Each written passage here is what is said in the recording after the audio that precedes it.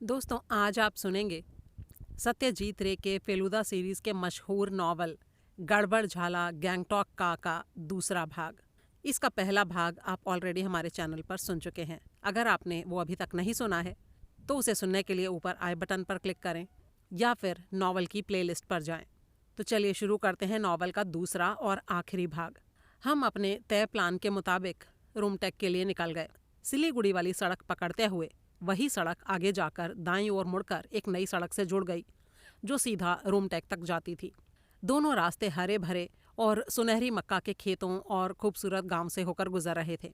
सूरज के ओझल हो जाने और आसमान के धूसर हो जाने के बावजूद सफ़र मुझे बड़ा ही आनंददायक लग रहा था। हमारा ड्राइवर बड़ी सावधानी से गाड़ी चला रहा था। फेलुदा और मैं आगे की सीट पर उसके साथ बैठे थे, जबकि हेलमुट और मिस्टर सरकार पीछे आमने सामने बैठे थे। हेलमुट ने बताया था कि उसका पैर अब काफ़ी बेहतर है, दर्द करीब करीब गायब हो चुका है उसके जर्मन पेन बाम की वजह से। मिस्टर सरकार भी पहले से ज़्यादा खुश लग रहे थे। वो एक गाना गुनगुना रहे थे। सिर्फ फेलुदा ही थे जो पूरी तरह से चुप और विचारों में खोए थे। मैं जानता था कि वो उन 6 सवालों के जवाब खोजने में जुटे थे। अगर हमने पहले से ये यात्रा का प्लान नहीं बनाया होता तो शायद वो पूरी दोपहर अपनी नीली डायरी में लिखते हुए बिताते। हमारी जीप दाईं तरफ मुड़ी और सामने नए मकान, इमारतें और कतारों में लटकी रंग बिरंगी झंडियां नजर आने लगीं। बाद में मुझे पता चला कि तिब्बती लोग अपने घरों के बाहर रस्सियों पर कपड़े के चौकोर टुकड़े इसलिए टांगते हैं ताकि बुरी आत्माएं वहां से दूर रहें। कुछ ही मिनट बाद कानों में पहले जो हल्की सी आवाज़ आ रही थी वो अब स्पष्ट होने लगी। गहरी और गंभीर तुरही की धुन, झांझ की खनक और बांसुरी की तीखी लय का मिलाजुला स्वर था ये। जैसे ही हमारी जीप मठ के विशाल फाटक के सामने रुकी तो मिस्टर सरकार ने कहा, लामा डांस शुरू हो गया है। फाटक से अंदर जाते ही हम एक बड़े खुले आंगन में पहुंच गए। ऊपर खूबसूरत नीले और सफ़ेद रंग का कढ़ाई वाला शामियाना तना था। उसी के नीचे दर्शक बैठे थे। उनके सामने करीब 10 आदमी रंग बिरंगे परिधान और थोड़े डरावने से मुखौटे पहने कूदते हुए नृत्य कर रहे थे। संगीतकार लाल कपड़ों में सजे थे। ये छोटे छोटे लड़के थे जिनकी उम्र मुश्किल से 10 साल होगी। वो कई फुट लंबे वाद्य यंत्र बजा रहे थे। मैंने इससे पहले ऐसा दृश्य कभी नहीं देखा था। हेलमुट ने फटाफट फ़ोटो खींचना शुरू कर दिया। आज वो अपने साथ 3 कैमरे लाया था। क्या आप यहाँ बैठना चाहेंगे? मिस्टर सरकार ने पूछा। तो और क्या करने आए हैं? आप कुछ और करने वाले हैं क्या? फेलुदा ने पलट कर पूछा। अरे, मैंने तो इस तरह का नृत्य पहले भी देखा है, कालिम्पोंग में। मैं तो इस आंगन के पीछे वाले मंदिर को देखने जा रहा हूँ। कहते हैं वहाँ दीवारों पर बहुत सुंदर नक्काशी की हुई है। ये कहकर मिस्टर सरकार चले गए। फेलुदा और मैं फर्श पर बैठ गए। फेलुदा बोले, ये परंपरा भी अजीब चीज़ है। ऐसा पारंपरिक डांस आपको ये भूलने पर मजबूर कर सकता है कि आप 20वीं सदी में जी रहे हैं। मुझे नहीं लगता कि इस नृत्य की शैली पिछले 1000 साल में ज़रा भी बदली होगी। अच्छा फेलुदा, इस जगह को गुम्पा क्यों कहते हैं? मैंने पूछा। गुम्पा का मतलब होता है गुफा। ये एक मठ है। उधर देखो तो आपसे उस तरफ जो छोटे छोटे कमरे हैं वहीं पर भिक्षु रहते हैं। ये सब छोटे छोटे लड़के जिनके सिर मुंडे हुए हैं और जो लंबे तिब्बती वस्त्र पहने हैं भिक्षु बनने की शिक्षा ले रहे हैं एक मठ में। और बोलते बोलते पता नहीं फेलुदा को क्या हुआ, अचानक वो चुप हो गए। उनका माथा सिकुड़ गया और मुंह थोड़ा सा खुला रह गया। मुझे समझ नहीं आया कि आखिर हुआ क्या था। अचानक से उन्हें क्या सूझ गया। कुछ देर बाद वो सिर हिलाते हुए बोले, ये पहाड़ी हवा है, ये मेरे दिमाग पर असर कर रही है। मैं तो सोचना ही बंद कर चुका था। इतनी देर क्यों लगी मुझे ये समझने में कि उस टेलीग्राम का मतलब क्या था। वो कितना आसान था और फिर भी मुझे समझ नहीं आया। फेलुदा, मुझे तो अभी भी समझ में नहीं आ रहा है। मैंने कहा, देखो तो आपसे, उसमें लिखा था सिक, इसका मतलब है सिक्किम, और मॉन्स्टर, उसका असल मतलब है मॉनेस्ट्री। यही सही मतलब है। तो पूरा वाक्य क्या बनता है देखो ज़रा। Your son may be is a sick monster. अगर इज़ की जगह इन पढ़ें तो बन जाता है your son may be in a Sikkim monastery. Oh, तो क्या इसका मतलब ये है फेलुदा कि मिस्टर शेलवंकर का बेटा जो 15 साल पहले घर छोड़कर चला गया था अभी यहीं है? बिल्कुल तौब से। प्रीटेक्स्ट ने यही कहा था। अगर मिस्टर शेलवंकर इस टेलीग्राम का मतलब समझ पाते तो उनके मन में अपने बेटे से मिलने की उम्मीद जाग जाती। जितना मैंने सुना है और जितना मुझे पता है, वो अपने बेटे से बहुत प्यार करते थे और उसे वापस पाना चाहते थे। हो सकता है जिस दिन उनकी मौत हुई वो उसी गुम्पा में अपने बेटे को ही ढूंढने जा रहे हों। ये पूरी तरह से संभव है। और अगर उनका बेटा सचमुच सिक्किम में था तो संभावना है कि। फेलूदा फिर से चुप हो गए। फिर मैंने उन्हें कुछ बुदबुदाते हुए सुना, वसीयत वसीयत इस तरह का कुछ। फिर वो बोले, अगर शिलवंकर ने अपनी सारी प्रॉपर्टी अपने बेटे के नाम वसीयत कर दी हो तब तो उसे बहुत बड़ा फायदा होने वाला था। फिर वो अचानक उठ खड़े हुए और भीड़ से बाहर निकलने लगे। मैं भी जल्दी से उनके पीछे हो लिया। ये तो साफ था कि वो काफ़ी बेचैन थे, क्योंकि उन्होंने अभी अभी टेलीग्राम का असली मतलब खोज निकाला था।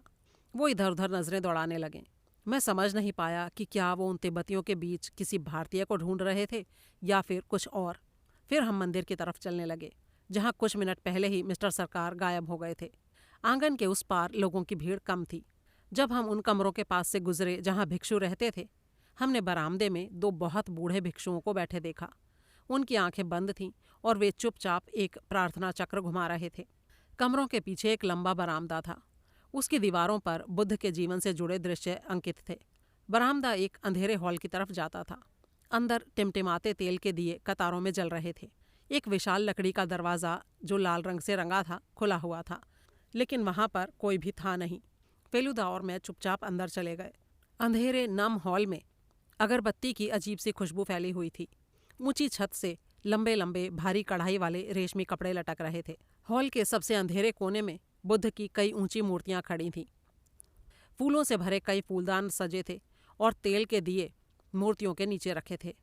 मैं इन सब चीज़ों में पूरी तरह से खोया हुआ था। तभी फेलूदा ने अचानक मेरे कंधे पर हाथ रखा। मैंने तुरंत ऊपर देखा और पाया कि वो हॉल के एक साइड एंट्रेंस की तरफ घूर रहे थे। वहाँ एक छोटा सा दरवाज़ा खुला हुआ था। चलो तो अब से वहाँ से निकलते हैं। जब हम हॉल से बाहर निकले तो सामने ऊपर जाती सीढ़ियाँ दिखीं।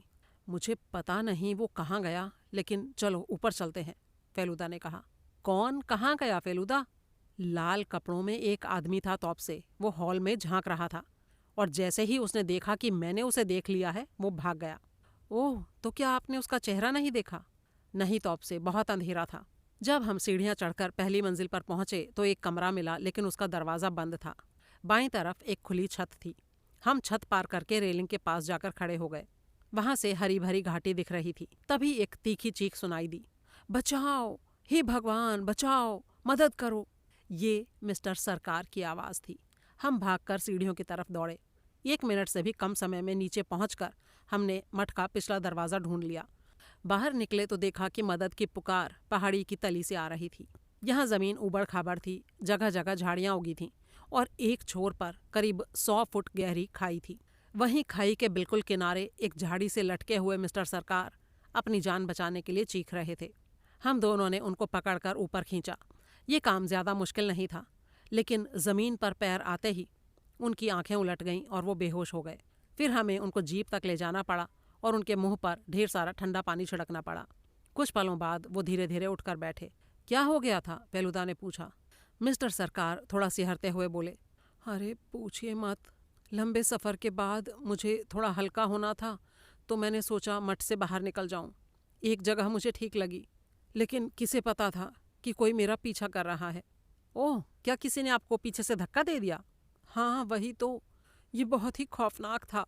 अगर वो झाड़ी मेरे हाथ में ना आ गई होती तो वो तिब्बती चेतावनी सच हो जाती, मौत वाली। क्या आपने उस आदमी को देखा था मिस्टर सरकार?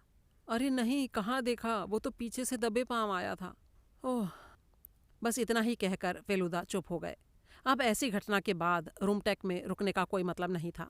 हमने तुरंत गैंगटॉक लौटने का फैसला कर लिया। हेलमुट ने हमें जीप की तरफ जाते देखा तो वो भी हमारे साथ आ गया। हालांकि मुझे शक है कि वो और तस्वीरें ना खींच पाने के कारण थोड़ा निराश था। फेलूदा फिर से गहरी चुप्पी में डूब गए, लेकिन जैसे ही ड्राइवर ने जीप स्टार्ट की वो अचानक बोले, मिस्टर सरकार, आपको इस बात का एहसास पक्के तौर पर है ना कि इस पूरे मामले में आपकी कुछ जिम्मेदारी है? जिम्मेदारी? मिस्टर सरकार एकदम से हकला गए। जब तक आप हमें साफ साफ नहीं बताएंगे कि आप किस चीज़ या किस इंसान के पीछे हैं, तब तक हम ये नहीं समझ पाएंगे कि आपको डराने की कोशिश कौन कर रहा है। मिस्टर सरकार बड़ी ही गंभीरता से बोले, मैं कसम खाकर कहता हूँ सर, मैंने कभी किसी का कोई नुकसान नहीं किया, कम से कम जानबूझकर तो बिल्कुल नहीं। क्या आपका कोई जुड़वा भाई भी है? फेलूदा ने पूछा। जी नहीं, मैं तो अपने माँ बाप का इकलौता बेटा हूँ। चलो मान लेता हूँ कि आप सच कह रहे हैं, लेकिन ध्यान रहे, अगर आपने मुझसे झूठ बोला तो मुश्किल में आप ही पड़ोगे। जी हाँ, मैं समझता हूँ। इसके बाद का सफ़र बिल्कुल खामोशी से बीता। फेलुदा ने दोबारा तभी कुछ बोला जब हमारी जीप डाक बंगले के सामने जाकर रुक गई और हेलमुट ने अपना हिस्सा चुकाने की कोशिश की। फेलुदा ने उसे रोकते हुए कहा, अरे नहीं नहीं, हमने आपको न्योता दिया था और ऊपर से आप हमारे देश के मेहमान हैं, हम आपको एक पैसा भी नहीं देने देंगे। हेलमुट मुस्कुराया। अच्छा ठीक है, कम से कम मुझे आपको एक कप चाय पिलाने की इजाज़त तो दीजिए। ये सुझाव सबको पसंद आया तो हम सब जीप से उतर गए। फेलुदा और मिस्टर सरकार ने ड्राइवर का हिसाब चुकता किया और फिर हेलमुट हमें अपने कमरे में ले गया। हम तीनों एक एक कुर्सी लेकर उस पर बैठ गए। हेलमुट ने अपने कैमरों को अभी मेज़ पर रखा ही था कि तभी एक अजनबी कमरे में दाखिल हुआ और उसने मुस्कान के साथ हेलमुट का अभिवादन किया। उसका चेहरा घनी सफ़ेद और स्लेटी मिलीजुली दाढ़ी से ढका हुआ था। लंबे बाल कंधों तक लटक रहे थे। उसने ढीली फलालेन की पैंट और ढीला ढाला हाई नेक नारंगी जैकेट पहना था। हाथ में मजबूत लकड़ी की छड़ी थी। हेलमुट ने भी मुस्कुराकर उसे जवाब दिया और फिर हमारी तरफ मुड़ा। आइए आप लोगों का परिचय करवा दूं। ये हैं डॉक्टर वैद्य। क्या आप बंगाल से हैं? डॉक्टर वैद्य ने फेलुदा से पूछा। उनकी बोली का लहजा बड़ा ही अजीब सा था। फेलुदा ने कहा, जी हाँ, हेलमुट ने हमें आपके बारे में बताया था। हाँ, हेलमुट काफ़ी अच्छा लड़का है, लेकिन मैंने इसे एक बात के लिए चेतावनी दी है। डॉक्टर वैद्य ने सिर हिलाते हुए कहा, यहाँ के लोग आमतौर पर तस्वीरें खिंचवाना पसंद नहीं करते। उनका विश्वास है कि अगर किसी व्यक्ति का कोई हिस्सा कहीं और किसी और रूप में मौजूद हो तो उनकी जीवन शक्ति यानी जीने की क्षमता कम हो जाती है। फेलुदा ने मुस्कुराकर पूछा, क्या आप खुद इस बात पर विश्वास करते हैं? देखिए, मैं किस बात पर विश्वास करता हूँ ये हेलमुट के लिए ज़्यादा मायने नहीं रखता। उसने तो तस्वीरें लेना बंद नहीं किया ना। क्यों? क्योंकि वो ये बात नहीं मानता। खुद मैं भी उसके कैमरे में कैद हो चुका हूँ। मेरा मानना है कि ज़िंदगी में किसी चीज़ को नज़रअंदाज करने से पहले उसे परखना और समझना ज़रूरी है। अभी मुझे बहुत कुछ सीखना है। फेलुदा ने कहा, लेकिन आप तो पहले से ही बहुत कुछ जानते हैं। मैंने सुना है कि आप भविष्य भी देख सकते हैं, मृतकों से बातें भी कर सकते हैं और भी बहुत कुछ कर सकते हैं। डॉक्टर वैद्य ने हल्की सी मुस्कान के साथ कहा, अरे नहीं, हमेशा ऐसा नहीं पॉसिबल हो पाता। काफ़ी कुछ आसपास के माहौल पर भी निर्भर करता है, लेकिन कुछ बातें बताना आसान होता है। जैसे मैं कह सकता हूँ कि ये जो सज्जन हैं ये काफ़ी टेंशन में हैं। उनका इशारा मिस्टर सरकार की तरफ था, जो घबराहट में बार बार सूखे होठों पर जीभ फेर रहे थे। फेलुदा बोले, हाँ सही कहा आपने, कोई इन्हें धमकियाँ दे रहा है और इनको लगता है कि इनकी जान को खतरा है। क्या आप बता सकते हैं कि ये सब कौन कर रहा है? वैद्य ने अपनी आंखें बंद कर लीं। कुछ सेकंड बाद उन्होंने आंखें खोली और खिड़की के बाहर देखते हुए बुदबुदाए, एजेंट, एजेंट। हाँ, हर आदमी को अपने पापों की सज़ा मिलनी चाहिए। कभी ये सज़ा सीधे ईश्वर देता है तो कभी कभी ईश्वर अपने एजेंट्स भेजता है ये काम करने के लिए। अरे बस कीजिए, मिस्टर सरकार जोर से चिल्ला पड़े। उनकी आवाज़ कांप रही थी। मैं और कुछ नहीं सुनना चाहता। डॉक्टर वैद्य फिर हल्के से मुस्कुराए और बोले, मैं तो ये सब इसलिए कह रहा था क्योंकि आपके दोस्त ने पूछा था। अगर इंसान खुद सीख ले तो उसे गुरु खोजने की ज़रूरत नहीं पड़ती। लेकिन एक बात याद रखिए, अगर आपको जिंदा रहना है तो बहुत ही संभल कर चलना होगा। इसका क्या मतलब है? मिस्टर सरकार ने घबराकर पूछा। इससे ज़्यादा मैं कुछ नहीं कह सकता। तभी चाय आ गई। हेलमुट ने कप भरकर सबको पकड़ा दिए। फेलुदा ने चाय की चुस्की लेते हुए पूछा, मेरा ख्याल है कि आपने मिस्टर शेलवंकर से भी मुलाकात की थी, है ना? जी हाँ, और ये वाकई बहुत दुखद है।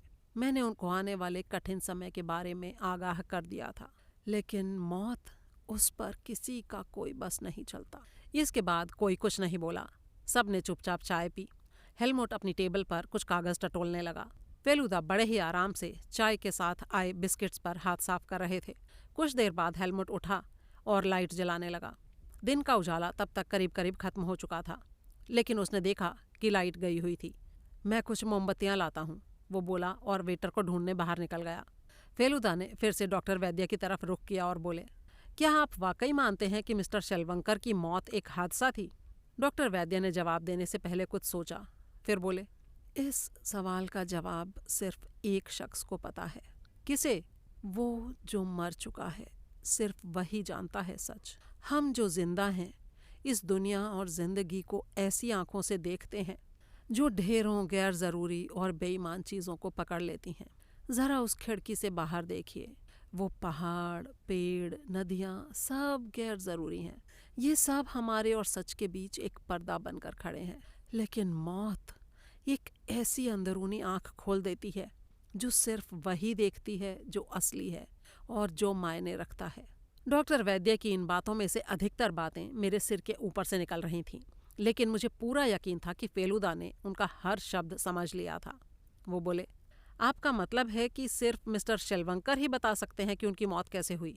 जी हाँ, मरते समय तो वो ये सच नहीं जानते होंगे, लेकिन अब उन्हें बिल्कुल पता है कि क्या हुआ था।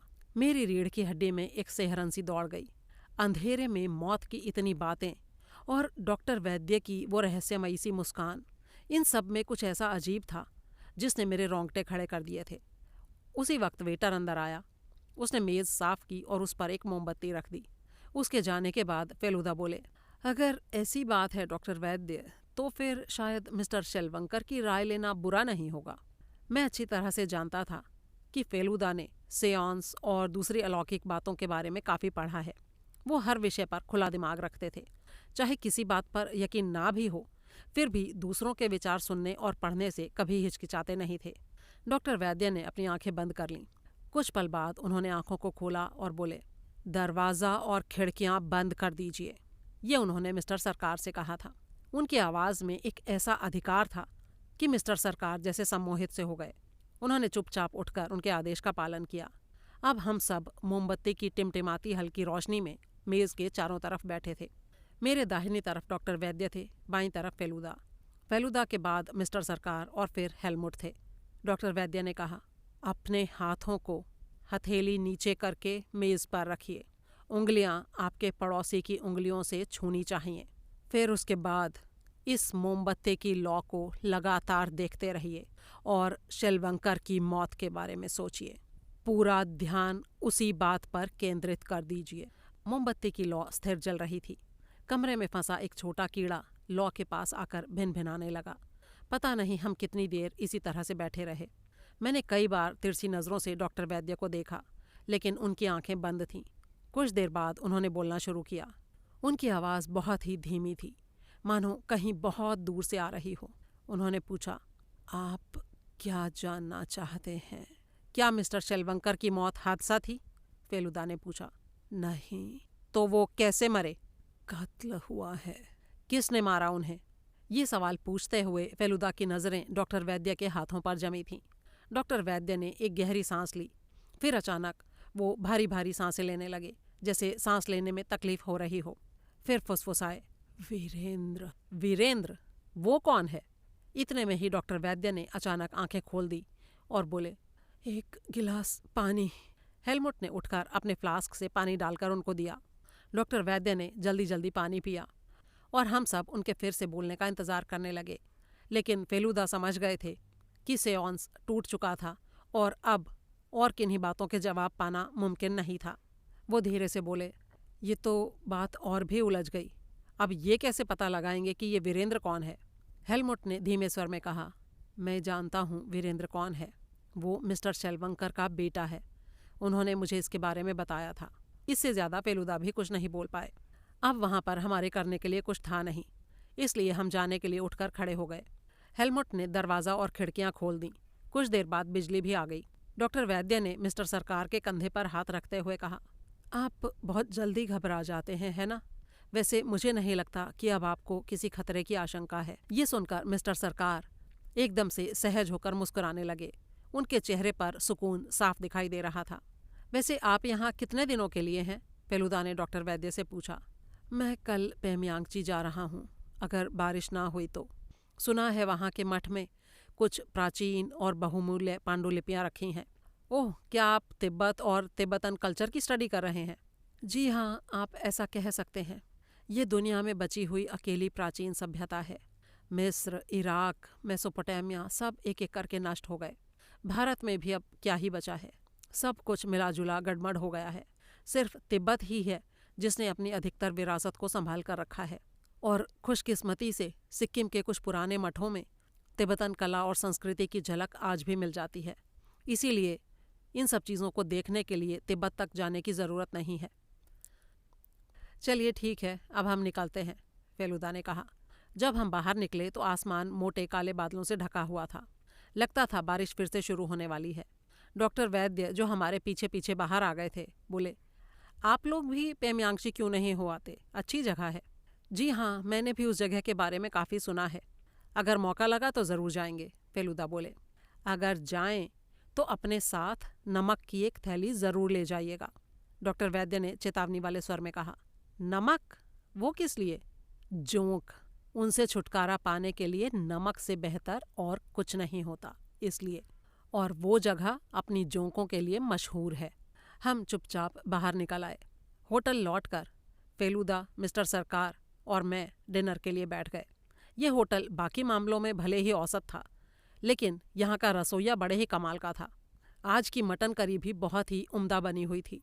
खाना खाते हुए मिस्टर सरकार बोले, ये तो बड़े ही कमाल के शख्स हैं, मानना पड़ेगा। कौन? क्या आप डॉक्टर वैद्य की बात कर रहे हैं? मैंने पूछा। हाँ, और क्या, और कितने हुनरमंद भी हैं। ऐसा लगता है जैसे सब कुछ जानते हों। फेलुदा हंसकर बोले, हाँ, आपको तो खुश होना चाहिए, क्योंकि उन्होंने कह दिया है कि आप किसी खतरे में नहीं हैं। तो क्या आपको उनकी बात पर यकीन नहीं है, मिस्टर मित्तर? अगर उन्होंने जो कहा वो सच निकला तो ज़रूर यकीन कर लूँगा, लेकिन अभी तो यही कहूँगा कि हमें किसी पर भी बिना सोचे समझे यकीन नहीं कर लेना चाहिए। इस लाइन में ठगों की कमी नहीं है। हाँ, वो तो है। अच्छा, क्या आपको उनके कहे कत्ल वाले बयान पर यकीन है? मिस्टर सरकार ने पूछा। हाँ, उस बात पर मुझे पूरा यकीन है, और उसका एक कारण भी है, लेकिन इससे ज़्यादा अभी मैं आपको और कुछ नहीं बता सकता। खाने के बाद हम दोनों फिर से पान लेने के लिए बाहर निकल आए। पान खाकर फेलुदा सड़क पर टहलने लगे।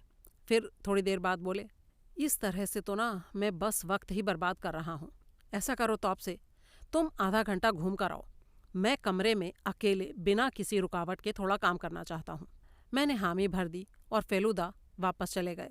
मैं धीरे धीरे सामने वाले फुटपाथ पर निकल पड़ा, जो मेन मार्केट की तरफ जाता था।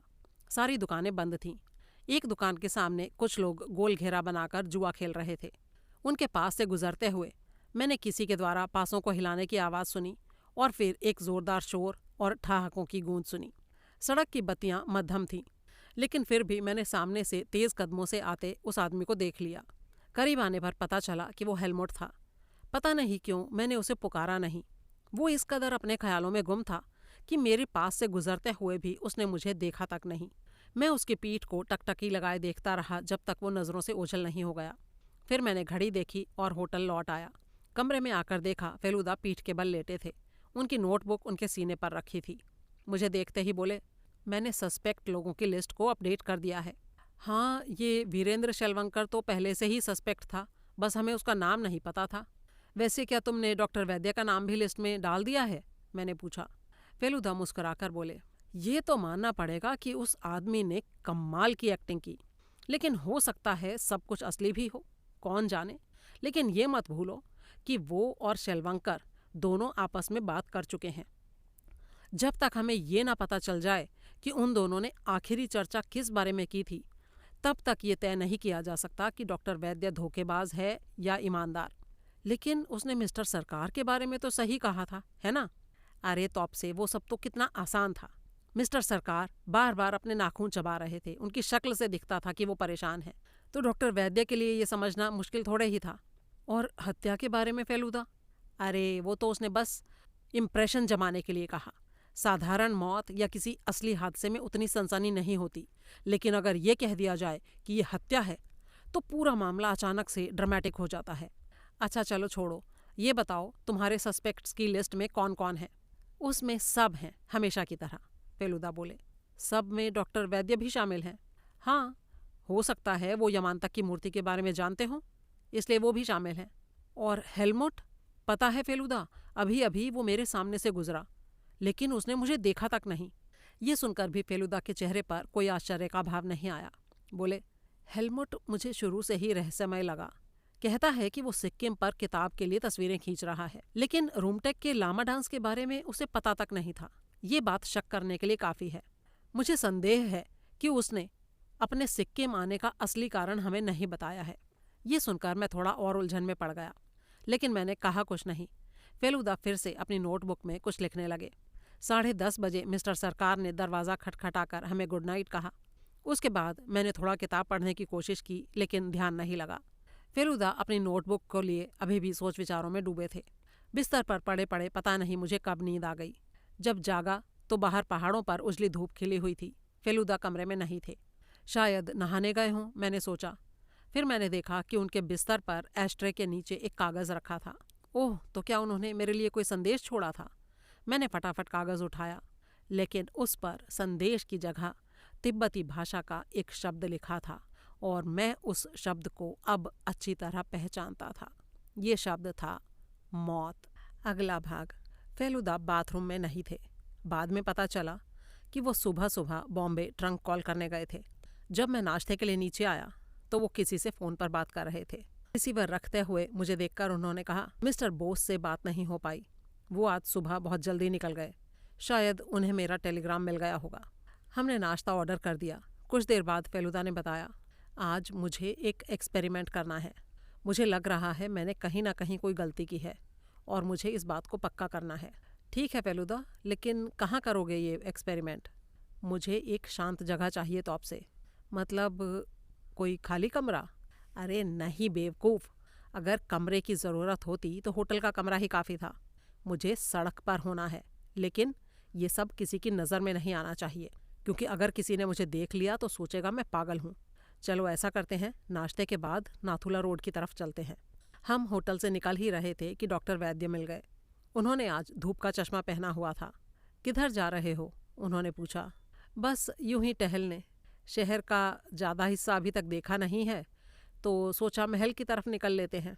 ओह अच्छा, मैं तो जीप ढूंढने जा रहा हूँ। आज पेमयांगची जाने के लिए अच्छा दिन है। अगर वहाँ नहीं गए तो बहुत कुछ मिस कर दोगे। जी हाँ डॉक्टर वैद्य, हमारा भी इरादा है जाने का। ठीक है, तो कोशिश करना कि जब मैं भी वहाँ रहूँ तभी आ जाओ। गैंगटॉक बहुत सेफ जगह नहीं है, खास करके तुम्हारे लिए।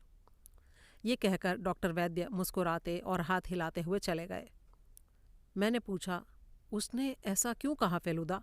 अरे वो बहुत चालाक आदमी है तो आपसे। वो बस हमें चौंकाना चाहता था। उसे साफ पता है कि मैं किसी कॉम्प्लिकेटेड मसले में उलझा हुआ हूँ, इसीलिए उसने जानबूझकर कुछ अटपटी बात कही ताकि उसका थोड़ा इम्पैक्ट बने। लेकिन तुम्हें सच में भी तो धमकी मिली है ना फेलुदा? मैंने तुम्हारे बिस्तर पर वो कागज़ का टुकड़ा देखा है। अरे तो उसमें नया क्या है तो आपसे? लेकिन फेलुदा। अरे लेकिन वेकिन कुछ नहीं। अगर तुम्हें ये लगता है कि मैं सिर्फ इसलिए हार मान लूँगा कि किसी ने तिब्बती भाषा में एक शब्द लिखकर मुझे भेज दिया है, तो फिर तुम मुझे जानते ही नहीं हो। मैं चुप हो गया, लेकिन मैं मन ही मन सोच रहा था कि मैं आपको अच्छी तरह जानता हूँ फेलुदा।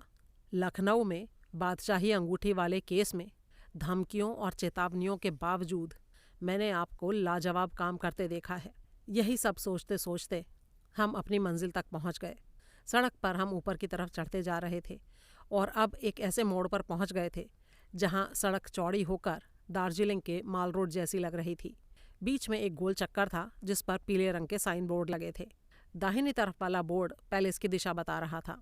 उस तरफ एक बड़ा सजा हुआ दरवाज़ा था। स्पष्ट था कि वही महल का प्रवेश द्वार है। बाईं ओर वाले बोर्ड पर लिखा था नाथुला रोड। ये सड़क काफ़ी शांत थी। जो थोड़े बहुत लोग नज़र आ रहे थे वो सभी महल की तरफ जा रहे टूरिस्ट्स थे। चलो बाएं मुड़ते हैं जल्दी, फेलुदा ने कहा।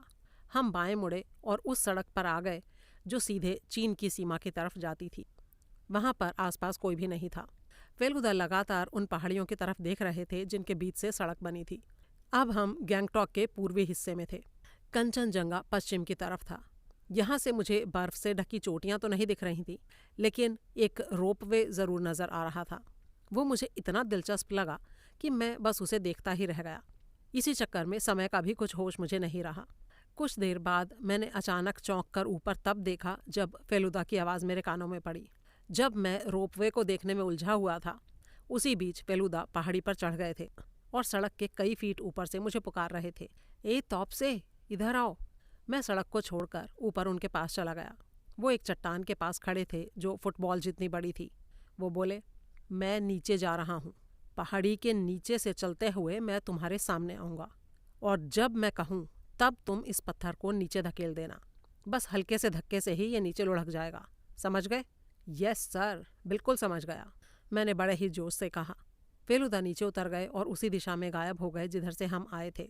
कुछ देर बाद उनकी आवाज़ आई, रेडी? रेडी, मैंने कहा। उन्होंने चलना शुरू कर दिया। मैं उनको देख तो नहीं पा रहा था, लेकिन उनके कदमों की आहट मुझे सुनाई दे रही थी। कुछ ही पलों बाद उनकी धुंधली सी आकृति मेरी नज़र की सीमा में आई। इससे पहले कि मैं उनको साफ देख पाता, उनकी आवाज़ गूंजी, गो! मैंने पत्थर को धक्का दिया और पत्थर लुढ़कने लगा। फेलुदा बिना रुके चलते रहे। जब तक पत्थर सड़क पर आकर गिरा, वो उस जगह से कम 10 कदम आगे निकल चुके थे। वहीं रुके रहो तौप से, उन्होंने फिर से आवाज़ लगाई। फिर वो ऊपर आए, उस पत्थर को हाथ में लिए हुए। पत्थर अभी भी सही सलामत था। चलो तौप से, अब तुम नीचे जाओ और बिल्कुल वैसे ही इस पहाड़ी के पास से निकल जाना जैसे अभी मैंने किया था। फिर मैं तुम्हारे ऊपर ये पत्थर फेंकूंगा, लेकिन तुम्हें चलते रहना है। अगर तुम्हें लगे कि पत्थर तेज़ी से तुम्हारी तरफ आ रहा है और तुमसे टकरा सकता है, तो बस एक छलांग मारकर बचा लेना। कर पाओगे? हाँ हाँ बिल्कुल। मैं नीचे उतरा और मैंने चलना शुरू किया। नज़रें मेरी फेलुदा पर टिकी हुई थी। वो वहीं खड़े थे, सही मौके का इंतज़ार करते हुए। फिर उन्होंने पत्थर को लात मारी। मैं चलता रहा। पत्थर मेरे उस जगह पर पहुंचने से कुछ सेकंड पहले ही गिरा, फिर बाईं ढलान से लुढ़कता हुआ गायब हो गया। फेलुदा ने माथा पीटते हुए बैठकर कहा, क्या गधा हूं मैं तौप से, कितना बड़ा बेवकूफ़। ये बात कितनी आसान थी। फेलुदा! उनकी बात की तरफ ध्यान न देते हुए मैं ज़ोर से चिल्लाया और मैंने एक झटके से उनको किनारे पर खींच लिया। और अगले ही पल ऊपर से एक विशाल चट्टान टूटकर तेज़ी से नीचे आई और हमसे बस कुछ ही इंच के फासले से धड़धड़ाती हुई नीचे जा गिरी। उसके रास्ते में आया एक बड़ा फूलों से लदा पौधा तहस नहस हो गया। सड़क से टकराकर वो चट्टान नज़रों से ओझल हो गई और तब जाकर कहीं मेरी सांसें धीरे धीरे सामान्य होनी शुरू हुई। असल में जब फेलुदा बोल रहे थे, उसी समय मेरी नज़र ऊपर की तरफ चली गई थी और भगवान का शुक्र था कि मैंने उस चट्टान को आते हुए देख लिया था। अगर नहीं देखा होता तो सोचकर ही रोंगटे खड़े हो गए। फेलुदा बोले, थैंक यू तौप से, ये जगह वाकई सुरक्षित नहीं लगती। चलो वापस चलते हैं। हम सड़क पर उतरे और तेज़ कदमों से अगले चौराहे तक पहुंच गए। एक तरफ छतरीदार शेड के नीचे बेंच लगी थी। हम उनमें से एक पर धम से बैठ गए। अब बताओ तौप से, वहाँ कुछ देखा था तुमने? अरे नहीं फेलुदा, वो चट्टान बहुत ऊंचाई से आई थी। चाहकर भी मैं नहीं देख सकता था कि उसे किसने गिराया। लगता है अब मुझे बहुत तेज़ी से आगे बढ़ना होगा। अंतिम हल निकालना ही होगा तौप से। लेकिन अभी तो बहुत सारे सवालों के जवाब मिलना बाकी हैं फेलुदा। अरे, और तुझे ये किसने कहा कि मुझे उनमें से ऑलरेडी कुछ जवाब मिल ही चुके हैं? ये कहते हुए फेलुदा की आंखों में चमक थी। पता है कल रात मैं किस समय सोया था? 2 बजे। पूरा टाइम सोच विचार कर रहा था और अब इस एक्सपेरिमेंट ने मेरी सारी शंकाओं की पुष्टि कर दी है। मिस्टर शेलवंकर की जीप पर किसी यूं ही गिरी चट्टान से वार नहीं हुआ था। 1 लाख में 1 जितनी मामूली संभावना पर दांव लगाकर किसी की हत्या नहीं की जाती। असल में हुआ ये था कि मिस्टर शेलवंकर को पहले बेहोश किया गया, फिर उनको जीप समेत उस खाई में धकेल दिया गया। उसके बाद किसी ने वो चट्टान गिराई ताकि ये एक हादसा लगे। लेकिन ड्राइवर, उसका क्या फेलुदा? उसे रिश्वत दी गई थी, इस बारे में मैं पूरी तरह से श्योर हूँ। या फिर कहीं ऐसा तो नहीं कि ड्राइवर ने ही हत्या कर दी हो? नहीं तौप से, ये मुमकिन नहीं है। उसके पास इतना बड़ा कारण हो ही नहीं सकता था। खैर चलो वापस चलते हैं। हमें उस नई जीप S463 को भी ढूंढना होगा। लेकिन जब हमने पता किया तो पता चला कि वो जीप गैंगटॉक में है ही नहीं। वो तो पिछले ही दिन सिलीगुड़ी के लिए निकल चुकी है।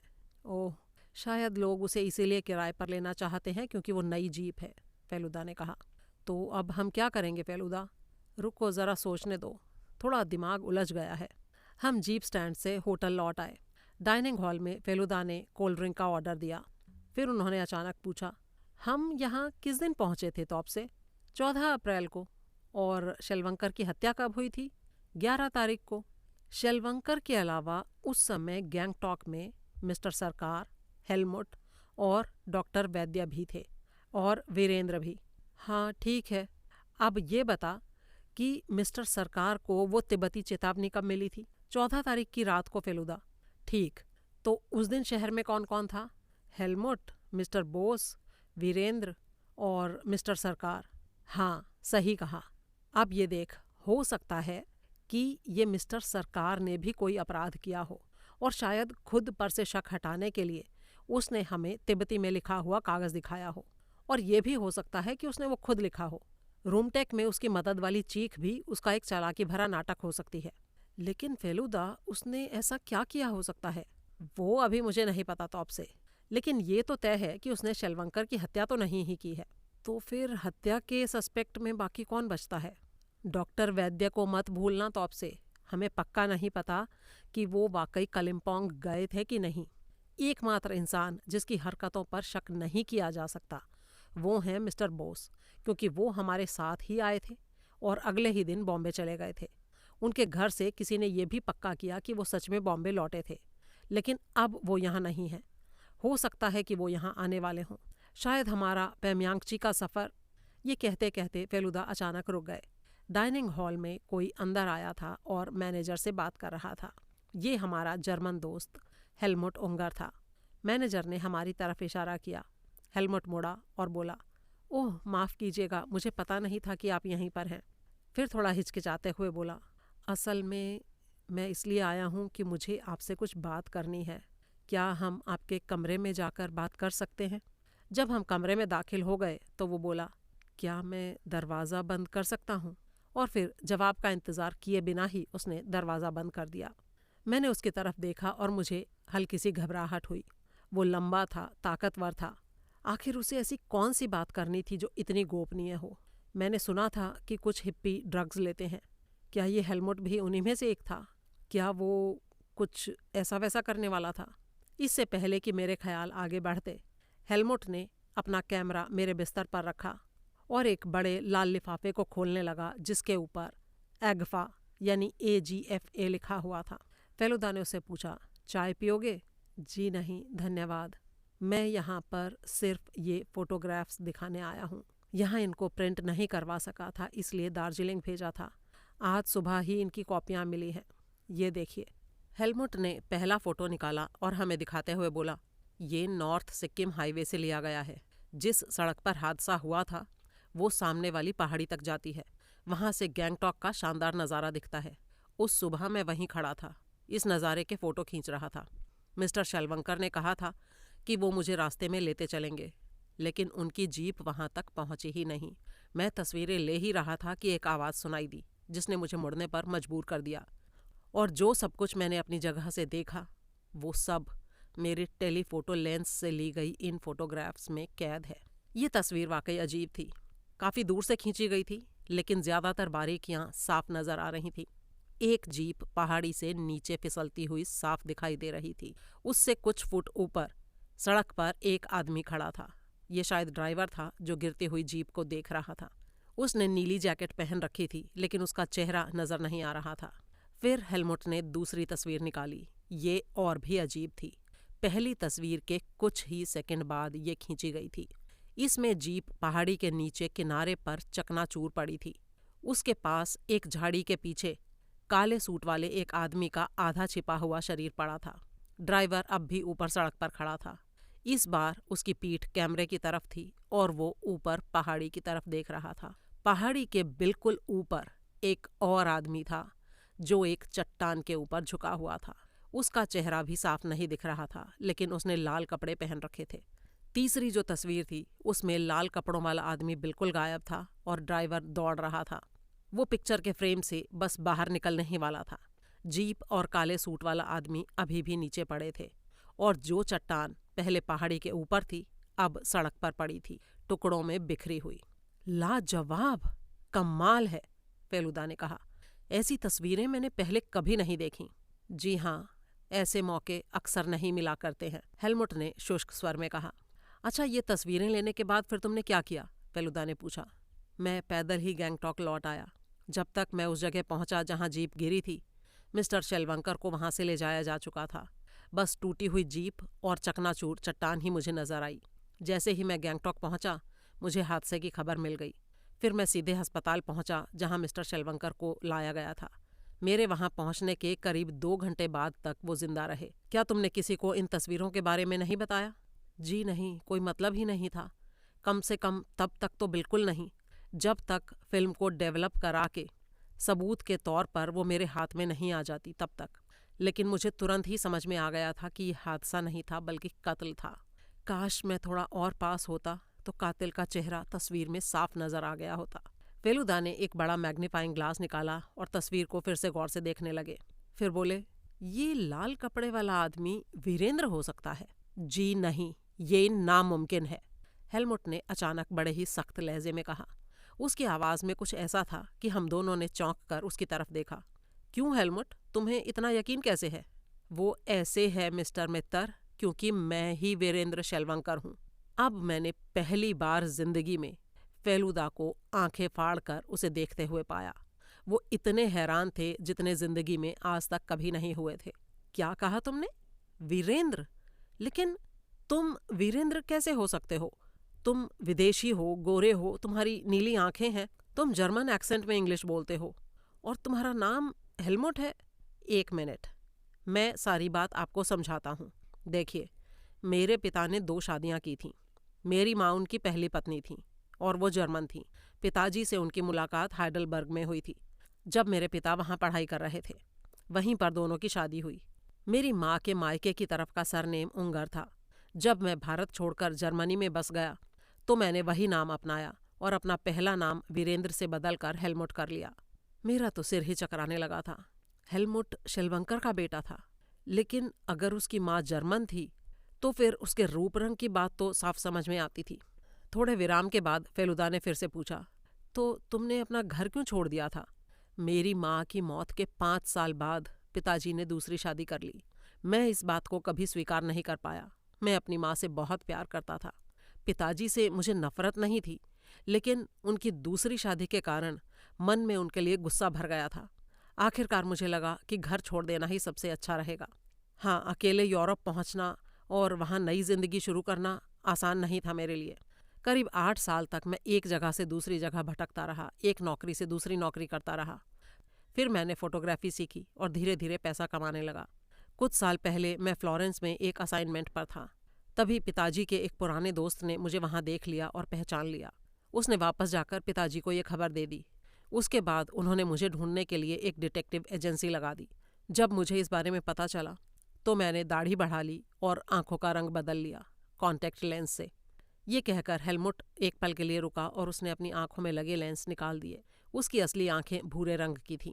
फिर लेंस वापस पहनकर बोला, 1 साल पहले मैं हिप्पियों के एक ग्रुप के साथ भारत आया था। मुझे ये देश अभी भी बहुत प्यारा था, लेकिन फिर पता चला कि वो डिटेक्टिव एजेंसी अभी भी मुझे ढूंढ रही है। तब मैं काठमांडू के एक मठ में चला गया, लेकिन जब वहाँ भी किसी ने मुझे पहचान लिया तो फिर मैं सिक्किम आ गया। क्या तुम्हारे पिताजी तुम्हें देखकर खुश नहीं हुए? उन्होंने मुझे बिल्कुल पहचाना ही नहीं।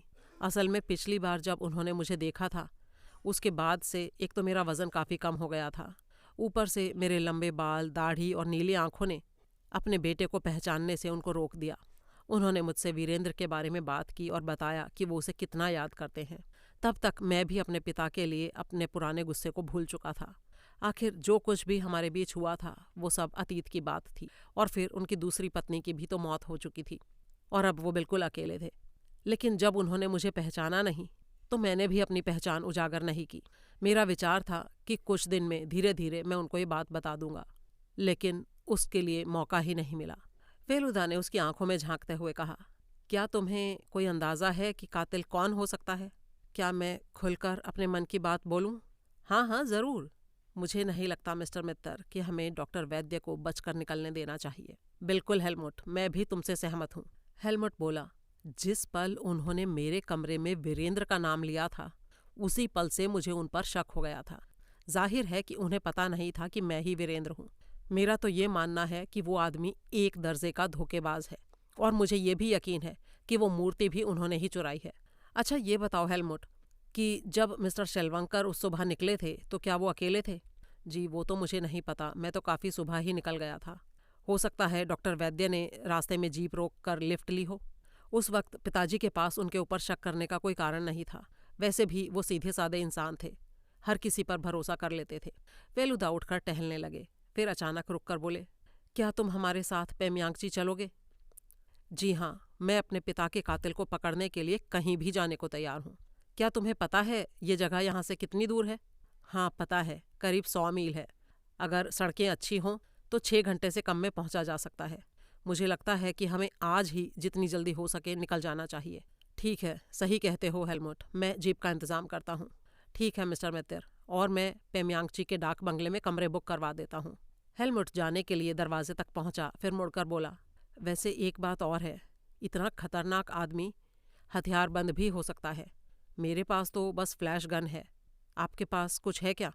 फेलुदा ने अपने सूटकेस में हाथ डाला और अपना रिवॉल्वर निकाल लिया। उसे देखकर हेलमुट के चेहरे पर संतुष्टि के भाव आए और वो बाहर निकल गया। लेकिन उस दिन जीप हमें मिल नहीं सकी। जो थोड़ी बहुत जीपें थीं वो सब अमेरिकी पर्यटकों ने रूमटेक घूमने के लिए बुक कर रखी थीं।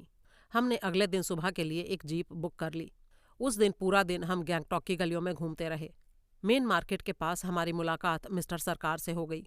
फेलुदा ने उनसे कहा, कल हम पेमयांगची जा रहे हैं, क्या आप हमारे साथ चलना चाहेंगे? हाँ हाँ ज़रूर, धन्यवाद। शाम को वो हमारे कमरे में एक अजीब सी चीज़ लेकर आए। एक डंडे के सिरे पर एक छोटी सी सफ़ेद पोटली बंधी थी। बोले, शर्त लगाकर कह सकता हूँ, आप पहचान नहीं पाएंगे कि ये क्या चीज़ है। ये जोंक भगाने का औजार है। इस छोटी पोटली में नमक और तंबाकू बंधा है। अगर कोई जोंक पैर में चिपक जाए तो इसे हल्का सा रगड़ दीजिए, तुरंत छूट जाएगी। अरे लेकिन भारी लेदर के बूट और नायलॉन के सॉक्स के बावजूद जोंक कैसे हमला कर सकती है? मैंने पूछा। वो तो मुझे नहीं पता, लेकिन मैंने जोंकों को बहुत मोटे कपड़ों के अंदर से भी घुसते देखा है। जबकि मज़ेदार बात यह है कि वो देख नहीं सकती। मान लीजिए कई लोग एक कतार में चल रहे हैं, तो सबसे आगे वाले पर वो कभी हमला नहीं करेगी, बस उसके कदमों से पैदा हुई हलचल को महसूस करेगी। फिर जैसे ही दूसरा व्यक्ति गुजरेगा वो वार के लिए तैयार हो जाएगी, और तीसरे के लिए तो कोई बचाव है ही नहीं, उसको तो उसे काटना ही काटना है। ये सब सुनकर हमने तय किया कि अगले दिन अपने साथ ऐसे 4 डंडे कम से कम ज़रूर ले जाएंगे। जब हम सोने की तैयारी कर रहे थे तो फेलुदा बोले, परसों बुद्ध पूर्णिमा है, यहाँ बड़ा उत्सव होगा। ओह, क्या हमें देखने का मौका मिलेगा फेलुदा? वो तो पता नहीं तो आपसे, लेकिन अगर कल हम मिस्टर शेलवंकर के कातिल को पकड़ सके तो जो कुछ भी देखने से चूकेंगे उस सब की कमी पूरी हो जाएगी। उस रात आसमान बिल्कुल साफ रहा। मैं देर तक लगभग पूर्णिमा के चांद को निहारता रहा। अगले दिन सुबह 5 बजे हम चारों सिर्फ थोड़ा सा ज़रूरी सामान लेकर पेमयांगची के लिए निकल पड़े। मिस्टर सरकार जोंक रोधी डंडे लाना नहीं भूले थे। पेमयांगची जाने के 2 रास्ते थे।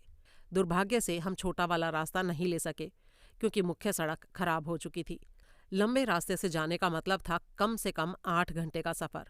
पेमयांगची यहाँ से 127 मील दूर था, लेकिन और कोई चारा हमारे पास नहीं था। होटल से हमने पैक्ड लंच और 2 फ्लास्क ले लिए थे। एक में गर्म कॉफ़ी थी और दूसरे में पानी। ऐसा करने से रास्ते में लंच के लिए रुकने की ज़रूरत नहीं पड़ती और काफ़ी समय बच जाता।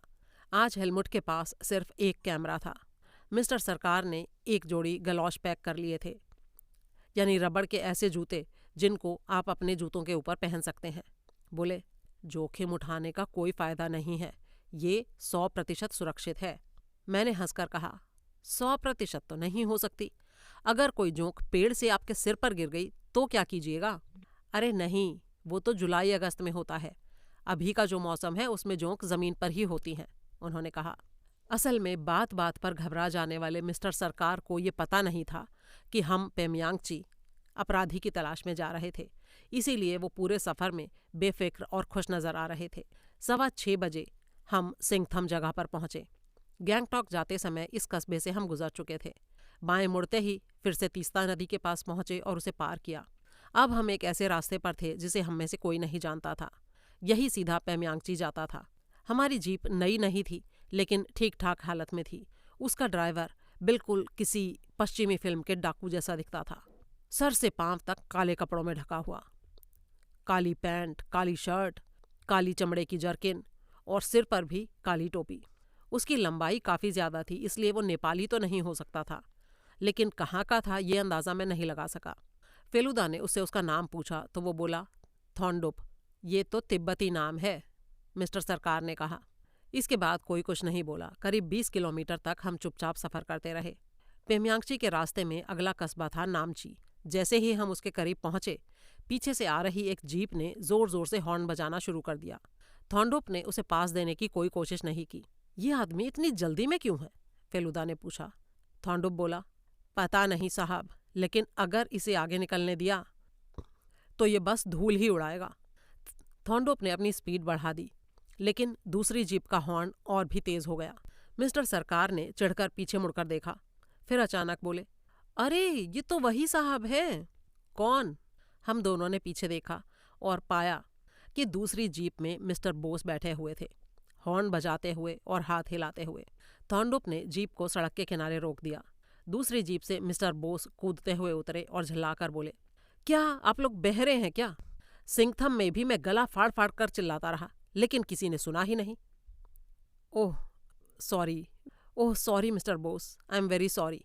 अगर हमें पता होता कि आप लौट आए हैं तो हम आपको छोड़कर कभी नहीं निकलते, फेलुदा ने कहा। अरे आपका टेलीग्राम मिलने के बाद मैं भला बॉम्बे में कैसे रुक सकता था? कई मील से तुम्हारी जीप का पीछा कर रहा हूँ, मिस्टर बोस ने कहा। धूल के बारे में थॉर्नडोप ने जो कहा था वो बिल्कुल सही था। मिस्टर बोस सर से पांव तक धूल से ढके हुए थे और ऐसे लग रहे थे मानो राख में लिपटा हुआ कोई साधु बाबा हो, और इसका पूरा श्रेय निस्संदेह हमारी जीप के पहियों को जाता था। वो आगे बोले, अपने टेलीग्राम में आपने लिखा था कि आपको किसी बात पर शक है, तो आप कहाँ जा रहे हैं? गैंगटॉक क्यों छोड़ा आपने? सीधा जवाब देने के बजाय फेलुदा ने उल्टा सवाल किया, आपके पास ज्यादा सामान है क्या? नहीं तो बस एक सूटकेस है। तो फिर ऐसा करते हैं मिस्टर बोस, हम अपना सामान आपकी जीप में डाल देते हैं और आप हमारे साथ आकर बैठ जाइए, रास्ते में सब बता दूंगा। सारा सामान बदलने में बस हमें 2 मिनट लगे। मिस्टर बोस पीछे की सीट पर मिस्टर सरकार और हेलमुट के साथ बैठ गए और जीप फिर से चल पड़ी। फेलुदा ने उनको बीते 2 दिनों की घटनाएं संक्षेप में बता दी, यहाँ तक कि हेलमुट के असल में मिस्टर शेलवंकर के बेटे होने का रहस्य भी खोल दिया। बात पूरी होते ही मिस्टर बोस का चेहरा गंभीर हो गया। ये डॉक्टर वैद्य आखिर है कौन? मुझे पूरा यकीन है ये कोई ठग है। आपको उसे जाने ही नहीं देना चाहिए था मिस्टर मित्तर। आप तो... लेकिन फेलुदा ने उनको बीच में ही रोक दिया। देखिए, मुझे उसके ऊपर शक तब हुआ जब हेलमुट की असली पहचान सामने आई, और इसमें आपकी भी थोड़ी गलती है मिस्टर बोस।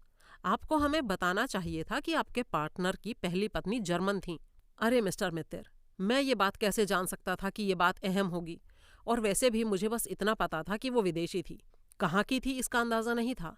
शेलवंकर ने उसे करीब 25 साल पहले शादी की थी। खैर, अब तो बस यही उम्मीद है कि वो वैद्य पेम्यांगची से चला ना गया हो, वरना हमारा सारा सफर बेकार हो जाएगा। हम लोग नामची करीब 10 बजे पहुंचे। यहाँ कुछ देर रुककर इंजन में हमने ठंडा पानी डाला और अपने भीतर गर्म कॉफी डाली। आसमान में बादल घिरते नजर आ रहे थे, लेकिन मुझे ज्यादा चिंता नहीं हुई, क्योंकि सुना था कि नामची सिक्किम का सबसे सूखा इलाका है।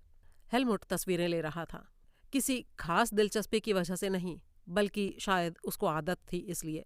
गैंगटॉक से निकलने के बाद से अब तक उसने शायद ही 2-4 शब्द बोले हों, और अब जब मिस्टर सरकार को पेम्यांगची जाने का असली कारण पता चल चुका था तो उनके चेहरे पर हल्की सी बेचैनी साफ झलक रही थी, लेकिन थ्रिल भरे सफर का लालच भी उतना ही था।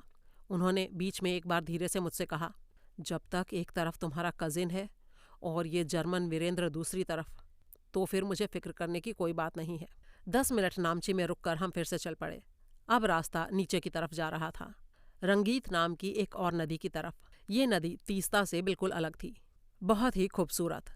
पहाड़ों में इतनी सुंदर नदी मैंने पहले कभी नहीं देखी थी। हमें एक और पुल पार करना था और फिर ऊपर चढ़ना था। ऊपर जाते हुए रास्ते के किनारे लैंडस्लाइड के निशान हर जगह दिख रहे थे। रास्ते में एक गुम्पा पड़ा, उसके दरवाजे के बाहर भी रस्सियों में बंधे कई झंडे हवा में लहरा रहे थे, बुरी आत्माओं को दूर रखने के लिए। हर झंडा एकदम साफ और नया लग रहा था। मिस्टर बोस ने कहा, ये बुद्ध पूर्णिमा की तैयारियां हैं। फेलुदा ने कुछ अनमने ढंग से पूछा, कब है बुद्ध पूर्णिमा? कल 17 अप्रैल को, मिस्टर बोस बोले। 17 अप्रैल? इंडियन कैलेंडर के हिसाब से ये बैसाख की चौथ होगी। बैसाख। मैंने हैरानी से फेलुदा की तरफ देखा। वो अचानक तारीखों में इतनी दिलचस्पी क्यों लेने लगे थे, और उनके चेहरे पर ये अजीब सी गंभीरता क्यों आ गई थी, और वो अपनी उंगलियों के पोरों को चटकाने क्यों लगे थे। मुझे कुछ भी पूछने का मौका नहीं मिला, क्योंकि सब लोग साथ थे और हमारी जीप भी अब जंगल में दाखिल हो चुकी थी। हाल की बरसात ने यहाँ की सड़क को बुरी तरह से तोड़ दिया था। थॉर्नडोप काफी सावधानी से जीप चला रहा था, फिर भी जोरदार झटके बीच बीच में लग रहे थे। एक झटके में मिस्टर सरकार का सिर छत से टकरा गया। जंगल धीरे धीरे और घना और अंधेरा होता जा रहा था। और सड़क नागिन की तरह लहराते हुए ऊपर चढ़ रही थी। जंगल के भीतर सिर्फ अंधेरा ही नहीं, नमी भी काफी ज्यादा थी। कहीं से एक अजीब सी चिड़िया की तेज चीख सुनाई दी। ये कितना डरावना है ना, मिस्टर सरकार ने कहा। और फिर अचानक बिना किसी चेतावनी के पेड़ गायब हो गए और सामने एक छोटा सा पहाड़ी टीला दिखाई दिया। ऊपर आसमान बादलों से ढका था। कुछ ही पल बाद टाइलों वाली छत नजर आई, फिर पूरा मकान। यही था पेम्यांगची का मशहूर डाक बंगला। ब्रिटिश काल में बना ये बंगला एक ऐसी जगह खड़ा था जो मानो किसी दूसरी दुनिया का हिस्सा हो। बंगले के पीछे पंक्तियों में खड़े पहाड़, जिनका रंग हरे से लेकर धुंधले नीले तक फैला हुआ था। हमारी जीप बंगले के मेन गेट के सामने रुक गई। चौकीदार बाहर आया और जब उसे बताया गया कि हम कौन हैं, तो उसने सिर हिलाकर पुष्टि की कि हमारे लिए कमरे बुक हैं। कोई और भी यहाँ ठहरा है? मिस्टर बोस ने तुरंत पूछा। नहीं साहब, बंगला खाली है। खाली? क्यों? हमसे पहले कोई आया नहीं यहाँ? फेलुदा ने बेचैनी से पूछा। जी हाँ, आया था, लेकिन वो कल रात चला गया। उसका हुलिया कैसा था? जी, उनकी दाढ़ी थी और लंबे लंबे बाल थे और उन्होंने काला चश्मा पहना हुआ था। चौकीदार की बात से सबसे ज्यादा निराश हेलमुट लगा। वो घास पर बैठ गया, कैमरा अपने पास रखकर। मिस्टर बोस बोले, खैर अभी तो कुछ नहीं कर सकते हैं, चलो लंच कर लेते हैं, मुझे तो बहुत भूख लगी है। हम अपना सामान लेकर बंगले के अंदर चले गए। साफ दिख रहा था कि यह बंगला कई दशक पहले बना था। लकड़ी का फर्श और छत, लकड़ी की रेलिंग वाले चौड़े बरामदे और पुराने स्टाइल का फर्नीचर, सब कुछ बीते जमाने की गवाही दे रहे थे। बरामदे से नज़ारा काफ़ी खूबसूरत था। वहाँ से होते हुए हम डाइनिंग हॉल में पहुँचे। मिस्टर बोस को एक आराम कुर्सी मिल गई और वो उस पर धंस गए। उन्होंने फेलुदा से कहा, वैद्य पर पहले मुझे कुछ खास शक नहीं था, हालांकि तुमने बताया था कि तुम्हें उस पर शक है, लेकिन अब तो मैं पक्का मानता हूँ कि वही ही अपराधी है। एसएस को उसे इतनी कीमती मूर्ति कभी नहीं दिखानी चाहिए थी। हेलमुट खड़ा हो गया, लेकिन हमारे साथ अंदर नहीं आया था। मैं उसे बरामदे में टहलते देख सकता था। मिस्टर सरकार शायद बाथरूम ढूंढने अंदर चले गए। फेलुदा बंगले के बाकी कमरों का मुआयना करने लगे। मैं चुपचाप डाइनिंग हॉल में बैठा था। मन में एक अजीब सा अफसोस था। क्या वाकई हमारा ये सफ़र पूरी तरह बेकार साबित होने वाला था? एक तरफ 2 दरवाजे थे जो 2 बेडरूम्स में जा रहे थे। फेलुदा उनमें से एक में से बाहर आए, हाथ में एक वॉकिंग स्टिक लिए हुए। बोले, डॉक्टर वैद्य यहाँ वाकई आए थे और उन्होंने ये छड़ी छोड़ दी है, मानो हमें सबूत देने के लिए। कितनी अजीब बात है ये। फेलुदा की आवाज़ मुझे कुछ अलग सी लगी। मैंने जल्दी से उनकी तरफ देखा, लेकिन कहा कुछ नहीं। मिस्टर सरकार रुमाल से चेहरा पोंछते हुए वापस आए। बोले, क्या अजीब जगह है ये। फिर वो मेरे बगल वाली कुर्सी पर बैठ गए और जोर से जम्हाई लेने लगे। फेलुदा अभी भी खड़े थे फायरप्लेस के सामने, छड़ी को धीरे धीरे फर्श पर ठोकते हुए। उनके होंठ पता नहीं क्यों सख्ती से भींच गए थे। मिस्टर बोस ने पुकारा, मिस्टर सरकार, आपके होटल से जो पैक्ड लंच आया था वो कहाँ है? चलिए खा लेते हैं। नहीं। फेलुदा की आवाज़ मुझे ठंडी और कहीं बहुत दूर से आती हुई सी लगी। खाने का समय अभी नहीं है। मिस्टर बोस और मैंने एक दूसरे की तरफ हैरानी से देखा, लेकिन फेलुदा का चेहरा बिल्कुल निर्विकार था। वो फायरप्लेस के सामने से मुड़े, आकर एक कुर्सी पर बैठे और अपनी जेब से निकालकर एक 4 मीनार की सिगरेट सुलगा ली। गहरा कश खींचकर बोले, मिस्टर बोस, आपने बताया था कि आप घाटशिला में किसी को जानते हैं। ये वही जगह है ना जहां आप कोलकाता से फ्लाइट पकड़ने से पहले गए हुए थे? जी हाँ, मेरे भतीजे की शादी थी वहाँ, बताया था मैंने आपको। आप हिंदू हैं, है ना मिस्टर बोस? क्या? आपका मतलब क्या है मिस्टर मित्तर? आपने सुना जो मैंने पूछा। बताइए, आप क्या हैं? हिंदू, मुस्लिम, ईसाई या कुछ और? बस इसी बात का जवाब दीजिए। अरे भाई, मैं हिंदू हूँ, बिल्कुल हिंदू हूँ। लेकिन ऐसा अजीब सवाल पूछ क्यों रहे हैं आप? फेलुदा ने 2 धुएं के छल्ले उड़ाए। उनमें से एक सीधा मिस्टर बोस की तरफ तैरता हुआ बड़ा होता गया और फिर उनके चेहरे के सामने आकर गायब हो गया। फेलुदा ने भौहें सिकोड़ी और बोले, आप और मैं एक ही प्लेन से सफ़र कर रहे थे। आप तभी तभी घाटशिला से लौटे थे, सही कहा मैंने? जी हाँ, लेकिन इस बात से आप इतना हैरान परेशान क्यों हो रहे हैं? मुझे समझ नहीं आ रहा। मेरे भतीजे की शादी का इस मामले से क्या लेना देना है? बहुत बड़ा लेना देना है मिस्टर बोस। हिंदू परंपरा के अनुसार कोई भी हिंदू चैत्र महीने में शादी नहीं करता। हम 14 अप्रैल को कलकत्ता से निकले थे, जो बैसाख का पहला दिन था। आपके भतीजे की शादी उससे पहले हुई, यानी चैत्र में। आपने ऐसा कैसे होने दिया? मिस्टर बोस अपनी सिगरेट जलाने ही जा रहे थे, लेकिन उनके हाथ हल्के से कांप गए। आप कहना क्या चाहते हैं मिस्टर मित्तर? मैं बहुत कुछ कह रहा हूँ मिस्टर बोस। शुरुआत करते हैं आपके झूठे होने की बात से। आप कभी घाटशिला गए ही नहीं। दूसरी बात, आपने किसी का विश्वास तोड़ा। ये ये क्या बकवास है? क्या मतलब है इन सब बातों का? हम सब ने सुना है मिस्टर बोस कि मिस्टर शेलवंकर अपनी मौत से पहले कितने उदास और परेशान थे। उन्होंने हेलमुट से भी इस बात का जिक्र किया था, भले ही उसका कारण नहीं बताया था। जब कोई ऐसे इंसान से धोखा खा जाए जिस पर उसने आंखें मूंद कर भरोसा किया हो, तो मन का पूरी तरह से टूट जाना लाजमी है। और मेरा मानना है कि वो शख्स आप थे। आप उनके पार्टनर थे, है ना? मिस्टर शेलवंकर सीधे साधे इंसान थे। आपने इस बात का पूरा फायदा उठाया और लगातार उनको ठगते रहे। लेकिन एक दिन उनको आपके किए की सच्चाई पता चल गई, और जब आपको ये एहसास हुआ तो आपने उनको हमेशा के लिए रास्ते से हटाने का निश्चय कर लिया।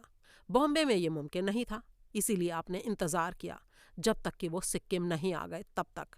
अब लोगों की नज़रों में आप खुद का सिक्किम में होना जाहिर नहीं कर सकते थे, इसलिए छुपकर आप अगले ही दिन यहाँ आ पहुंचे, डॉक्टर वैद्य के भेष में। जी हाँ, डॉक्टर वैद्य आप ही थे। आपने उस भेष में मिस्टर शेलवंकर से मुलाकात की और उनकी जिंदगी की कुछ बातें बताकर उनको प्रभावित किया, वो बातें जो आप पहले से ही जानते थे। फिर आपने उनको एक गुम्पा में वीरेंद्र के मिलने की संभावना बताई और उसी सुबह उनके साथ जीप में निकल पड़े। रास्ते में आपने इस भारी डंडे से उनके सिर पर वार किया। वो बेहोश हो गए, लेकिन मरे नहीं। इसके बाद आपने जीप को घाटी में धकेलने का इंतजाम किया। ड्राइवर को आपने पहले ही रिश्वत दे रखी थी। फिर आपने पहाड़ से पत्थर गिराया, उसी भारी डंडे की मदद से। इसके बावजूद मिस्टर शेलवंकर कुछ घंटे जिंदा रहे, इतना कि वो आपका नाम ले सके। शायद आखिरी पलों में उन्होंने आपको पहचान लिया था। बकवास है ये सब, बिल्कुल बकवास मिस्टर मित्तर। क्या सबूत है आपके पास कि मैं डॉक्टर वैद्य हूँ? जवाब में फेलुदा ने एक अजीब सा सवाल किया। आपकी अंगूठी कहाँ है मिस्टर बोस? मेरी अंगूठी? हाँ, वही अंगूठी जिसके ऊपर माँ शब्द खुदा हुआ है। आपकी उंगली पर अंगूठी के पहनने का सफेद निशान है, लेकिन उंगली में अंगूठी नहीं है। कहाँ गई वो? मिस्टर बोस ने घुटे हुए गले से कहा। ओ, वो अंगूठी तो मैंने इसलिए उतार दी थी क्योंकि वो बहुत टाइट हो गई थी। ये देखिए। उन्होंने जेब से अंगूठी निकालकर दिखाया कि उनके पास अंगूठी अभी भी है। लेकिन फेलुदा गंभीर स्वर में बोले, जी नहीं, तंग होने की वजह से नहीं उतरी अंगूठी। जब आपने अपना मेकअप और कपड़े बदले तो आप इसे पहनना भूल गए। उस शाम जब आप शेलवंकर की आत्मा से बातें करने का नाटक कर रहे थे, मैंने उंगली में उस निशान को देखा था। तब मुझे अजीब लगा, लेकिन उस समय मैंने इस बात पर ज्यादा ध्यान नहीं दिया।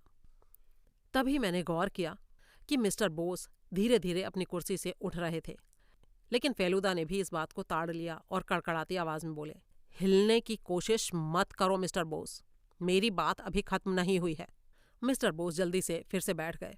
फेलुदा ने कहा, मिस्टर शेलवंकर की मौत के दूसरे दिन डॉक्टर वैद्य ने कहा कि वो कलिम्पोंग जा रहे हैं, लेकिन वो गए नहीं। उन्होंने अपना भेष बदला और शशधर बोस बनकर कलकत्ता लौट गए। उन्होंने पहले से ही शेलवंकर को टेलीग्राम भेज दिया था, 14 तारीख को आ रहा हूँ। इससे शेलवंकर काफ़ी परेशान हो गए, क्योंकि मिस्टर बोस को सिक्किम में नहीं होना चाहिए था। फिर वो 14 तारीख को यहाँ आए, सिर्फ अपने लिए एक एलिबाई बनाने। उसके बाद उन्होंने बड़े ही दुखी होने का नाटक किया और कहा कि वो अगले दिन बॉम्बे वापस जा रहे हैं, लेकिन वो फिर से नहीं गए। गैंगटॉक के पास ही जाकर कहीं छिप गए। फिर डॉक्टर वैद्य बनकर वापस आए ताकि और भी कन्फ्यूजन फैला सकें और मृतक से बात करने का नाटक कर सकें। लेकिन तब तक उनको ये पता चल चुका था कि मैं जासूस हूँ, इसलिए उन्होंने मुझे भी रास्ते से हटाने के लिए एक और बड़ी चट्टान फेंकी। उन्होंने देख लिया था कि मैं नाथुला रोड की तरफ जा रहा हूँ और शायद अंदाज़ा लगा लिया कि मैं वहाँ क्या करने वाला हूँ। और हाँ, वो इंसान भी यही थे जिन्होंने रूमटेक में हमारा पीछा किया था। फेलुदा की बात अचानक एक तीखी चीख से रुक गई। ये चीख मिस्टर सरकार के गले से निकली थी। फेलुदा ने गंभीर स्वर में उनसे कहा, ठीक है मिस्टर सरकार, अब सब कुछ सच सच बताइए, और इस बार मैं सिर्फ सच सुनना चाहता हूँ। बताइए, आप उस जगह पर क्यों गए थे जहाँ हत्या हुई थी? मिस्टर सरकार ने इस तरह से हाथ ऊपर उठा लिए जैसे किसी ने उनके सर पर बंदूक रखकर कहा हो, हैंड्स अप। फिर खरखराती आवाज में बोले, मैं नहीं जानता था कि वो मूर्ति इतनी कीमती थी। जब उन्होंने बताया, फेलुदा ने उनको बीच में ही टोक दिया, वो आप ही थे ना जो तिब्बतन इंस्टीट्यूट गए थे? जी हाँ, और उन्होंने ही मुझे बताया कि वो बहुत ही अनोखी मूर्ति है और बहुत ही कीमती। तो इसीलिए बस मैंने सोचा कि हाँ, इसीलिए आपने ये सोचा कि मरे हुए इंसान से चोरी करना कोई बड़ी बात नहीं है, खासकर तब जब वो मूर्ति पहले आपकी ही थी। जी हाँ, कुछ ऐसा ही समझ लीजिए। लेकिन क्या आपने उस जगह किसी को देखा था? नहीं तो, वहाँ तो कोई नहीं था। हाँ, आपने किसी को नहीं देखा, लेकिन लगता है किसी और ने आपको वहाँ देखा और वो ये सोचकर डर गया कि आपने उसे देख लिया है, इसीलिए आपको धमकियाँ मिली। हाँ, ये बात तो समझ आ गई है। तो मूर्ति कहाँ है? मूर्ति? लेकिन मुझे तो वो लाश के पास मिली ही नहीं थी। आपको मूर्ति नहीं मिली? लेकिन एक बार फिर से फेलुदा की बात के बीच में बाधा पड़ी। इस बार ये काम किया था मिस्टर बोस ने। वो फुर्ती से उठे, अपनी कुर्सी उलट दी और कमरे से बाहर भागे। हेलमुट जो दरवाजे पर खड़ा था, उसको जोर से धकेल कर उन्होंने गिरा दिया। हम तुरंत उनके पीछे भागे। अब बाहर जाने के लिए वो एक ही दरवाज़ा था और हेलमुट रास्ते में गिरा हुआ था, जिसके कारण हमें करीब 10 सेकंड की देरी हो गई। जैसे ही हम सभी बाहर निकले, मिस्टर बोस अपनी जीप में वापस चढ़ चुके थे और उसका इंजन पहले से ही चालू था। निस्संदेह उनके ड्राइवर को पहले ही चेतावनी दे दी गई थी और वो तैयार खड़ा था। उनकी जीप ने तुरंत यू टर्न लिया और जंगल की ओर बढ़ गई। बिना एक भी शब्द बोले थॉन्डुप, जो हमारी जीप के पास खड़ा था, झपट कर उसमें बैठ गया और उसने भी इंजन चालू कर दिया, ये समझते हुए कि इस सिचुएशन में हम ज़रूर मिस्टर बोस का पीछा करना चाहेंगे। लेकिन वास्तविकता ये थी कि ऐसा करने की ज़रूरत ही नहीं थी। फेलुदा ने अपनी जेब से रिवॉल्वर निकाली और मिस्टर बोस की जीप के पिछले पहियों पर गोली चला दी। टायर तुरंत फट गया, जीप एक तरफ झुक गई और एक पेड़ से टकरा गई। मिस्टर बोस कूदकर बाहर निकले और पेड़ों के बीच भागते हुए गायब हो गए। उनका ड्राइवर भी बाहर आ गया, हाथ में जीप का स्टार्टिंग हैंडल पकड़े हुए। फेलुदा ने उसे पूरी तरह नज़रअंदाज किया और मिस्टर बोस का पीछा करने लगे। हेलमुट, मिस्टर सरकार और मैं उनके पीछे पीछे थे। भागते हुए मैंने अपनी आंख के कोने से देखा कि थॉन्डुप भी अपना स्टार्टिंग हैंडल उठाकर आगे बढ़ रहा था, दूसरे ड्राइवर का मुकाबला करने के लिए। हम चारों अलग अलग दिशाओं में मिस्टर बोस को खोजने के लिए दौड़ पड़े। करीब 10 मिनट बाद मैंने हेलमुट की आवाज़ सुनी। वो नाम लेकर हमें बुला रहा था। जब तक मैं उसके पास पहुंचा, फेलुदा और मिस्टर सरकार भी पहले ही वहां पहुंच चुके थे। मिस्टर बोस एक बड़े से पेड़ के नीचे खड़े थे। असल में वो सिर्फ खड़े नहीं थे, वो कूद कूद कर अपने पैर पटक रहे थे और ऐसी हालत में थे जैसे बहुत ज़्यादा पीड़ा में हों। अगले ही पल इसका कारण भी स्पष्ट हो गया। उनके ऊपर जोंकों ने हमला कर दिया था। कम से कम 200 जोंकें उनके शरीर से चिपकी हुई थीं, कुछ पैरों पर, कुछ गर्दन, कंधों और कोहनियों पर। हेलमुट ने पास जमीन पर पड़ी एक मोटी जड़ की तरफ इशारा किया। स्पष्ट था कि मिस्टर बोस उस पर ठोकर खाकर जमीन पर गिर गए थे और उसी समय जोंकों ने उन्हें पकड़ लिया था। फेलुदा ने उनको कॉलर पकड़कर बाहर खींचा और मुझसे बोले, लाओ वो छड़ियाँ दो जिनके सिरों पर नमक और तंबाकू की पोटलियाँ हैं। अंतिम अध्याय। हम सब ने खाना खा लिया था और अब डाक बंगले के बरामदे में बैठ गए थे। हेलमुट ऑर्किड के फूलों की तस्वीरें ले रहा था। थॉन्डुप नज़दीकी कस्बे में जाकर पुलिस को सूचित कर आया था। मिस्टर बोस को पुलिस के हवाले कर दिया गया था। उनके सामान में यमान तक की मूर्ति भी मिल गई थी। हत्या वाले दिन वो मिस्टर शेलवंकर की जेब से वो मूर्ति निकालना भूल गए थे। बाद में जब वो जीप के गिरने वाली जगह पर लौटे तो उन्होंने इसे झाड़ियों के पीछे पड़ा पाया। जब वो पहाड़ी पर चढ़ रहे थे तो उन्होंने मिस्टर सरकार को नीचे जाते देखा, जो कि मूर्ति लेने के उद्देश्य से ही नीचे जा रहे थे। इस डर के मारे कि कहीं मिस्टर सरकार ने उन्हें देख ना लिया हो, उन्होंने उनको धमकाना और डराना शुरू कर दिया। इसके अलावा ये बात भी सामने आई कि मिस्टर बोस का बॉम्बे में एक साथी था जिससे वो लगातार संपर्क में थे। ये वही व्यक्ति था जिसने फेलुदा के कॉल का जवाब दिया था, उनका टेलीग्राम रिसीव किया था और मिस्टर बोस को गैंगटॉक में सूचना दी थी। इन सारे विवरणों को समझाने के बाद फेलुदा ने मिस्टर सरकार की ओर देखा और बोले, आप भी एक छोटे अपराधी तो ज़रूर हैं, है ना? ये तो किस्मत अच्छी रही कि वो मूर्ति आपको मिली नहीं। अगर आप वो मूर्ति ले गए होते तो हमें आपके लिए उचित सज़ा ज़रूर ढूंढनी पड़ती। मिस्टर सरकार ने बड़े ही दयनीय तरीके से सिर हिलाया और बोले, यकीन मानिए मैंने काफ़ी सज़ा भुगत ली है और मैं बहुत ही शर्मिंदा भी हूँ। पता है, मेरे एक मोजे में 3 जोंक मिली। उन्होंने कई गैलन खून पी लिया होगा मेरा, और मुझे अब बहुत ही कमजोरी भी महसूस हो रही है। मैं और फेलुदा जोर से हंस पड़े। फिर वो बोले, ठीक है, वैसे उम्मीद करता हूँ कि अब आगे आप समझदारी दिखाएंगे और अपने दादा की कोई और चीज़ नहीं बेचेंगे। और हाँ, एक चीज़ तो मैं भूल ही गया, ये लीजिए आपका बटन। और तब मैंने पहली बार ध्यान किया कि मिस्टर सरकार की शर्ट का आखिरी बटन गायब था। फेलुदा ने वो बटन उनको थमा दिया और मिस्टर सरकार ने अपनी वही पुरानी जोशीली मुस्कुराहट के साथ कहा, धन्यवाद। दोस्तों, ये कहानी आपको कैसी लगी, इसके बारे में अपनी राय कमेंट बॉक्स में ज़रूर शेयर करें। जल्दी ही अगली कहानी के साथ फिर मिलेंगे, तब तक के लिए विदा।